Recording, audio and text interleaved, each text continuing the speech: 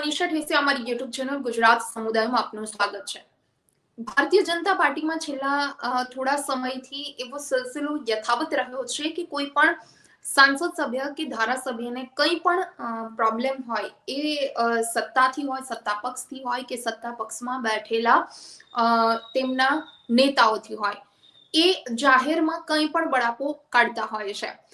અધિકારીઓ કાં તો એમની વાત નથી ગાંઠતા અથવા તો પ્રજાના પ્રશ્નો જે તેઓ ઉઠાવે છે અથવા પ્રજાના જે કામ હોય એમની રજૂઆત તેમના દ્વારા કરવામાં આવતી હોવા છતાં પણ અમારું ગાંઠતા નથી। આ પ્રકારના બળાપા પણ ભૂતકાળમાં અનેક ધારાસભ્યો કાઢી ચૂક્યા છે।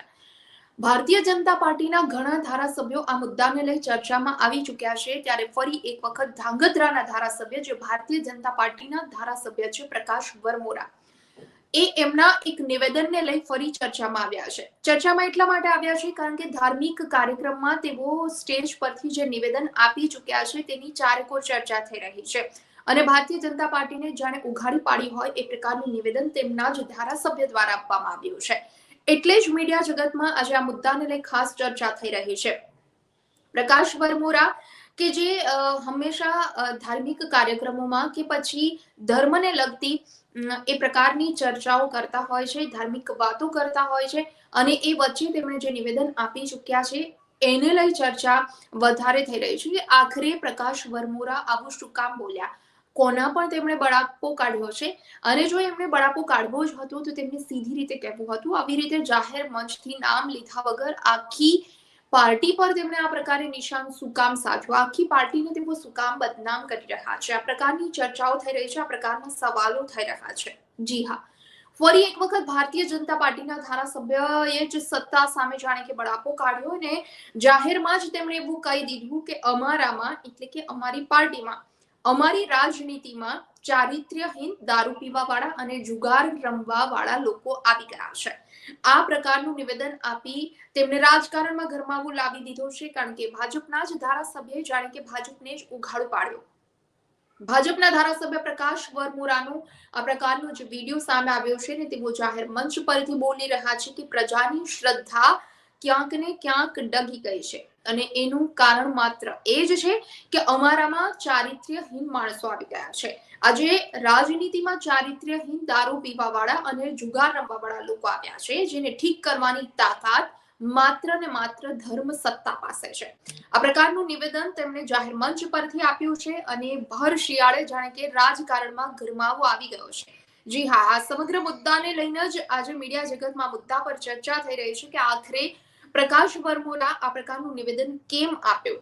ધાંગધ્રાના એમએલએના ધાર્મિક કાર્યક્રમમાં જ આવા નિવેદનથી સાંભળનારાઓ પણ જાણે કે આશ્ચર્યમાં મુકાઈ ગયા। ધાર્મિક કાર્યક્રમમાં એમએલએ દ્વારા આવી વાતો ન કરવી જોઈએ। મહામંડલેશ્વર દ્વારા પણ આ પ્રકારનું નિવેદન આપવામાં આવ્યું કારણ કે પ્રકાશ વરમોરાએ જે નિવેદન આપ્યું એ જે સ્ટેજ હતું, જે મંચ હતો, જે ધાર્મિક કાર્યક્રમનો મંચ હતો અને આ મંચ પરથી પ્રકાશ વરમોરા આવું નિવેદન ન આપી શકે। મહામંડલેશ્વરે કહેવું તેમનું કહેવું છે કે પક્ષે તેમને ઠપકો આપવો જોઈએ।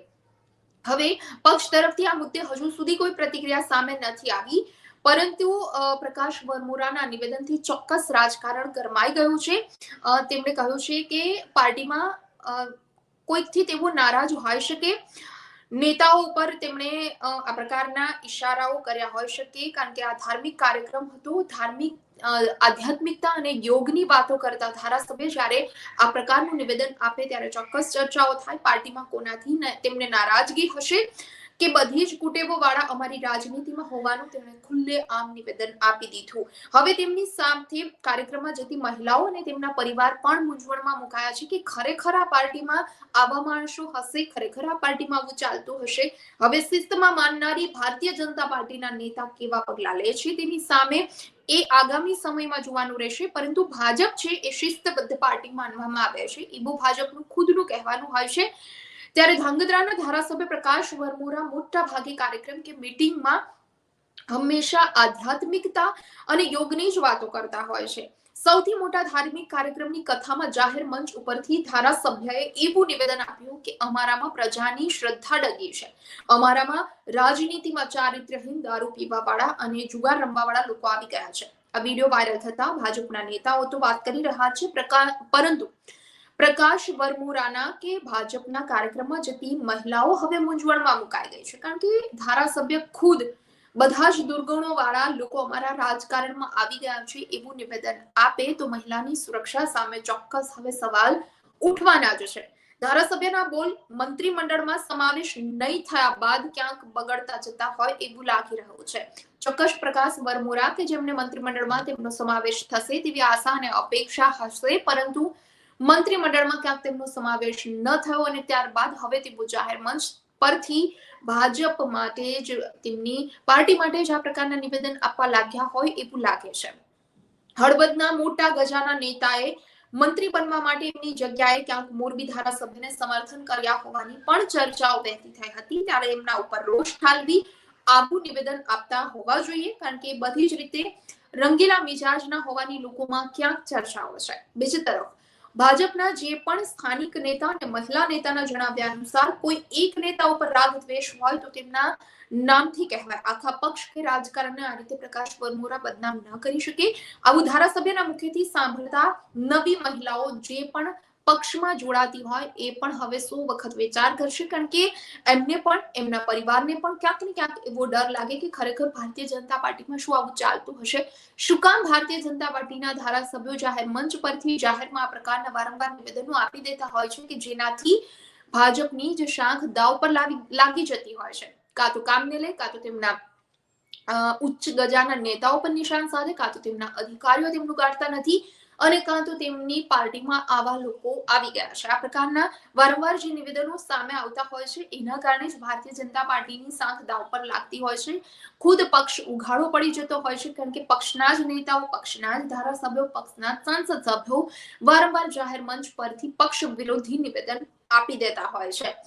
હવે ધારાસભ્ય આવું કેમ બોલ્યા છે એ અંગે પણ લોકોમાં અનેક સવાલો ઉભા થયા છે કે ધાંગધ્રાને હળવદ ભાજપના 3 મહિલા નેતાઓએ આ મુદ્દે જણાવ્યું કે સમાજના સૌથી ખરાબ બધા જ દુર્ગણ વાળા લોકો તેમની સાથે હોવાનું ધારાસભ્ય પ્રકાશ વરમોરા જે જણાવી રહ્યા છે એના કારણે અમારા પરિવાર વાળા પણ હવે ચિંતા કરી રહ્યા છે અને અન્ય મહિલાઓ અમને ફોન કરીને કહી રહી છે કે જેથી કોઈ નેતા આવા લક્ષણ વાળા હોય તો નામ આપી દેવું જોઈએ. એટલે મહિલાઓ મુશ્કેલીમાં ખાસ કરી આ પક્ષની મુકાઈ ગઈ છે.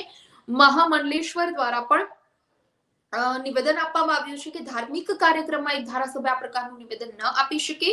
ધાંગધ્રા રામમહલ મંદિરના મહામંડલેશ્વર મહંત મહાવીરદાસજીએ જણાવ્યું કે આવી અભદ્ર ભાષાનો કથા પારાયણના ધાર્મિક કાર્યક્રમમાં ધારાસભ્ય પ્રકાશ વરમોરાએ ઉપયોગ કર્યો ત્યારે હું તેની સામે જ બેઠો હતો. રાજકીય નેતાએ ધાર્મિક કાર્યક્રમમાં આવી વાત કરાતું નથી અને પ્રકાશ વરમોરાએ જણાવ્યું કે દારૂડિયા જુગારિયા ચારિત્રહીન લોકો અમારામાં આવી ગયા છે. એ પણ એ જ પક્ષમાં છે, એ પણ એમાં જ છે. આવું બોલનારાને પક્ષના નેતાએ ચોક્કસથી ઠપકો આપવો જોઈએ. આની સમાજ પર, લોકો પર અને મહિલાઓ પર ખોટી અસર પડે છે. મહામંડલેશ્વરનું આ મુદ્દે કહેવું છે. તો ધાંગધ્રાના હિરપુરના જે સરપંચના પુત્રવધુ છે અને સાંસદની ચૂંટણી લડી ચૂકેલા છે એ ગીતાબેન પટેલે આ મુદ્દે જણાવ્યું કે ભાજપના જ ધાંગધ્રાના ધારાસભ્ય પ્રકાશ વરમોરા એનામાં ચારિત્ર્યહીન દારૂ પીનારા હોવાનું જણાવતા હોવાથી ભાજપની જ મહિલા સલામત નથી લાગતી. આવું ધારાસભ્ય જાહેર મંચ ઉપરથી બોલતા હોય એ ખૂબ ગંભીર બાબત છે અને આ મુદ્દે પક્ષે નોંધ લેવી જોઈએ. પક્ષે આ અંગે તેમને ઠપકો આપવો જોઈએ કે પછી આગળ શું નિવેદન પક્ષ તરફથી સામે આવે છે એ જોવાનું રહેશે. પરંતુ ચોક્કસ હા એક વાત છે કે ભારતીય જનતા પાર્ટીના ધારાસભ્યો આ પ્રકારે વારંવાર જાહેરમાં જે નિવેદન આપી રહ્યા છે એના કારણે ભારતીય જનતા પાર્ટી મુશ્કેલીમાં મુકાય છે, શરમમાં મુકાય છે અને જે શિસ્તબદ્ધ કહેવાતી એવી પાર્ટી કે જેની પાર્ટીમાં કેવા કેવા લોકો સામેલ થઈ ચૂક્યા છે એ પ્રકારનું જ્યારે જાહેર મંચ પરથી તેમના જ એમએલએ દ્વારા નિવેદન આપી દેવામાં આવે ત્યારે ચોક્કસ મહિલાઓ મુશ્કેલીમાં મુકાય, લોકો પણ વિચારતા થઈ જાય અને સમાજ પર પણ ખોટી અસર થાય એ વાત ચોક્કસ છે. અત્યારે સમાચારમાં બસ આટલું જ. આવતીકાલે કોઈ નવા ટોપિક સાથે જોડાશું. આજનો આ મુદ્દો આપને પસંદ આવ્યો હોય તો વિડીયો લાઈક અને શેર કરવાનું ભૂલશો નહીં અને ખાસ અમારી ચેનલ ગુજરાત સમુદાયને આપ સબસ્ક્રાઇબ કરી લેશો. નમસ્કાર. વિડીયો પસંદ આવ્યો હોય તો લાઈક અને શેર કરવાનું ભૂલશો નહીં અને ખાસ અમારી ચેનલ ગુજરાત સમુદાયને આપ સબસ્ક્રાઇબ કરી લેશો. આવતીકાલે કોઈ નવા ટોપિક પર ચર્ચા કરીશું.